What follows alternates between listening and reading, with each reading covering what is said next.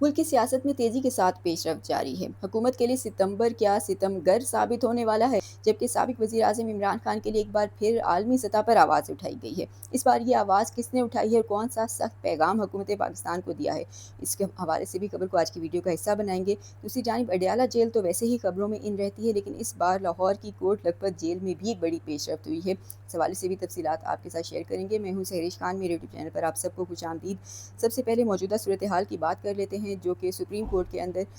بانی پاکستان تحریک انصاف اور سابق وزیر اعظم عمران خان کی عدالتی حکم کی خلاف ورزی کرتے ہوئے شفا انٹرنیشنل کے بجائے پیمز اسپتال منتقلی کے معاملے کے اوپر پی ٹی آئی نے جو توہین عدالت کی درخواست دائر کی تھی، اس درخواست کو نمبر الاٹ کر دیا گیا ہے اور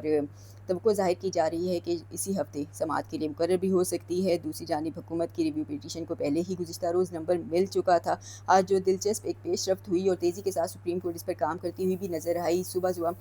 پتہ چلا پاکستان تحریک انصاف کی قیادت کو جب بیرسٹر گور لطیف کھوسہ آئے، ان کے رجسٹرار سپریم کورٹ سے ملاقات ہوئی تو انہوں نے بتایا قیادت کو کہ آپ کی جو درخواست ہے اس کے اوپر ایک اعتراض لگ گیا ہے اور واپس کی جا رہی ہے، جس کے بعد بیرسٹر گور نے میڈیا سے گفتگو میں بھی کہا کہ فوری طور پر اس اعتراض کو دور کیا جائے گا اور آج ہی دوبارہ دائر کیا جائے گا۔ پھر کچھ ہی دیر کے اندر پاکستان تحریک انصاف کی قیادت نے بڑی تیز رفتاری کے ساتھ کام کرتے ہوئے اعتراض کو دور کیا، دوبارہ سے توہین عدالت کی درخواست کو دائر کیا اور پھر سپریم کورٹ نے بھی اس کے اوپر پھرتیوں کے ساتھ کام کیا اور تیزی کے ساتھ درخواست کو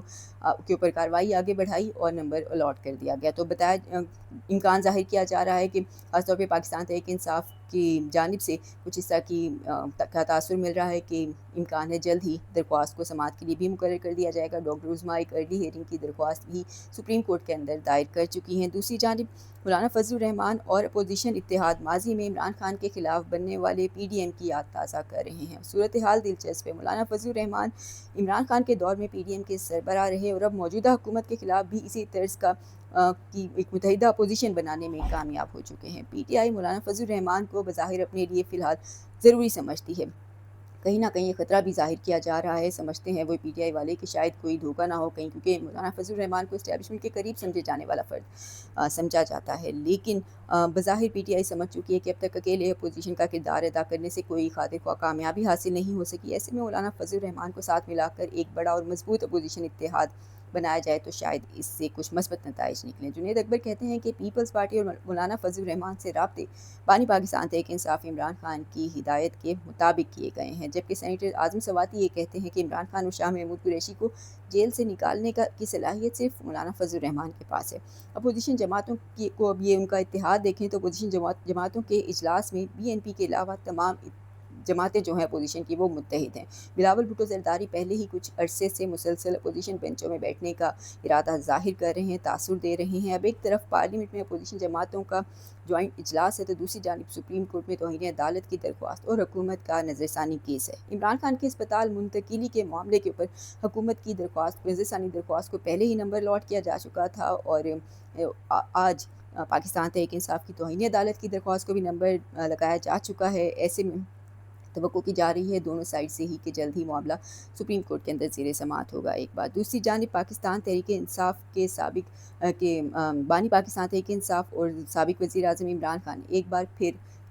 ایک اور انداز میں خبروں کی زد میں آئے ہیں۔ عالمی سطح پر ان کے لیے آواز اٹھائی گئی ہے اور اس بار یہ آواز عمران خان کی سابقہ اہلیہ جمائمہ گولڈ سمتھ نے ان کے لیے اٹھائی ہے۔ عمران خان کی قید اور مبینہ انسانی حقوق کی خلاف ورزیوں کے اوپر یہ آواز اٹھائی گئی ہے۔ سوشل میڈیا پر جاری اپنے پیغام کے اندر انہوں نے کسی اور سے نہیں بلکہ برطانوی حکومت سے مطالبہ کیا ہے، کہا ہے کہ عمران خان گزشتہ 3 سال سے سیاسی انتقام کا نشانہ بن رہے ہیں، طویل عرصے سے قید تنہائی میں ہیں، سپریم کورٹ کے احکامات پر بھی اس معاملے پر عمل نہیں ہو رہا۔ برطانوی حکومت کو چاہیے کہ عمران خان کی بنیادی انسانی حقوق کا تحفظ